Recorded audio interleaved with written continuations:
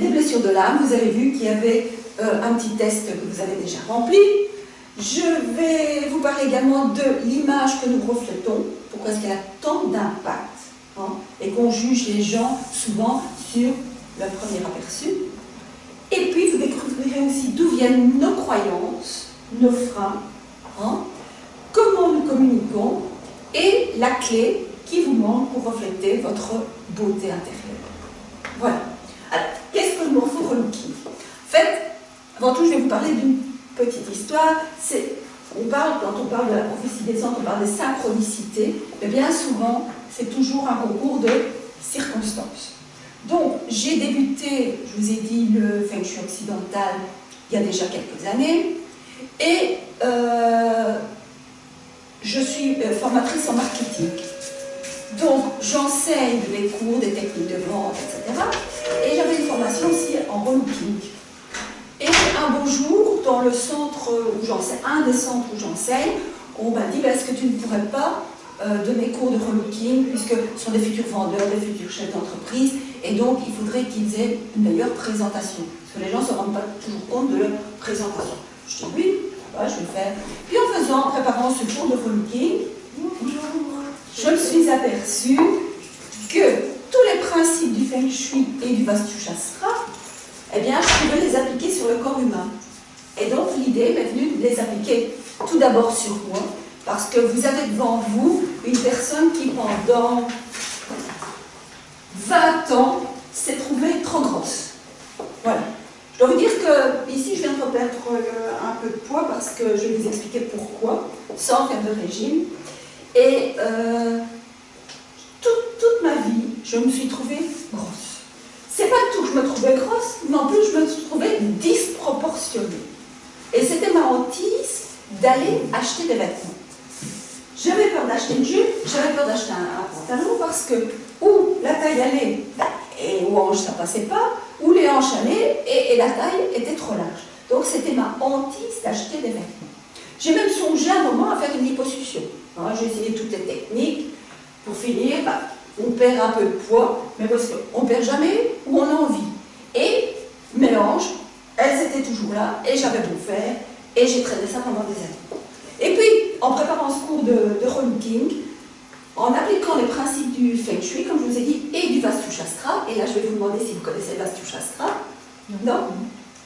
Oui, presque tu connais, puisque tu as assisté à ma conférence. Mais le Vastu Shastra, en fait, c'est l'ancêtre du Feng Shui. Donc, les Chinois n'ont rien inventé, ce sont les Indiens qui ont créé, donc, à partir des Védas. Est-ce que vous connaissez les livres des Védas?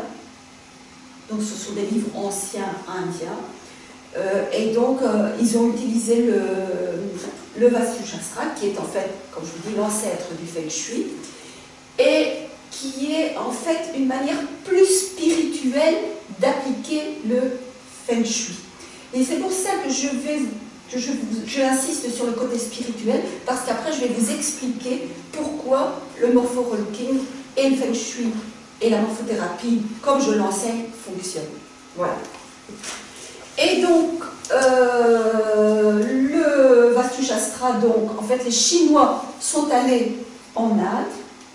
Ils ont vu les Indiens qui pratiquaient donc, le Vastu, ils l'ont ramené en Chine et ils l'ont adapté bien sûr à leur mentalité, à leur façon de vivre, et c'est devenu le Feng Shui. Alors, pourquoi il est moins spirituel le Feng Shui que le Vastu?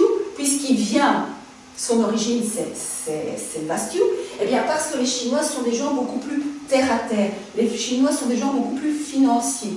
L'Indien est quelqu'un qui est plus dans le spirituel. Donc, quand on va chercher quelque chose quelque part, on l'adapte à ses croyances et à sa mentalité. Et les Européens sont allés aussi en Inde, ils ont ramené le Vastu, il y a bien longtemps, et vous savez ce que c'est? Chez nous, c'est la géobiologie en fait. Donc, la géobiologie, le Vastu Shastra et le Feng Shui, c'est un tout, mais qui ont des approches différentes. Voilà. Et donc, on me demande, comme je disais, de préparer un cours, et puis, je me dis, mais c'est pas possible, il y a des principes comme ça dans un cours de relooking, je vois bien que tout ce qui est Feng Shui peut s'appliquer sur le corps humain. Et puis je me dis, bah, c'est pas étonnant, puisqu'on considère notre maison, en Feng Shui occidental, on considère notre maison comme un 8e corps. Est-ce que vous êtes dans la croyance, même si pour moi c'est quelque chose de réel, que le corps humain a 7, en fait on a 7 corps et pas un seul? Est-ce que vous avez ces notions-là de corps subtils? Vous avez déjà entendu parler des corps subtils? Non. Non. Donc, nous avons un corps physique. Est-ce que vous avez entendu parler du corps éthérique?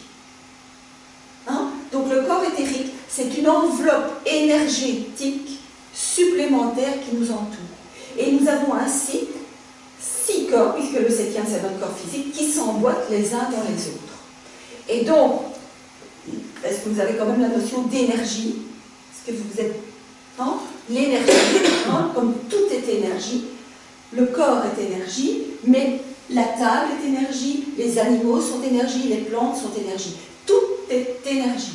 Et maintenant, ça a été prouvé par les scientifiques que l'énergie existe bien. Il a fallu le début du siècle chez nous pour se rendre compte avec Einstein que l'énergie c'était quelque chose de concret, si je puis dire, alors que les Chinois et les Indiens, ils utilisaient ça déjà depuis 2 à 3 000 ans. Donc, vous voyez, même si bon, on n'a rien non plus, il y a eu des inventions qui ont été quand même, et des découvertes qui ont été bien aussi en Europe, il ne faut pas s'imaginer.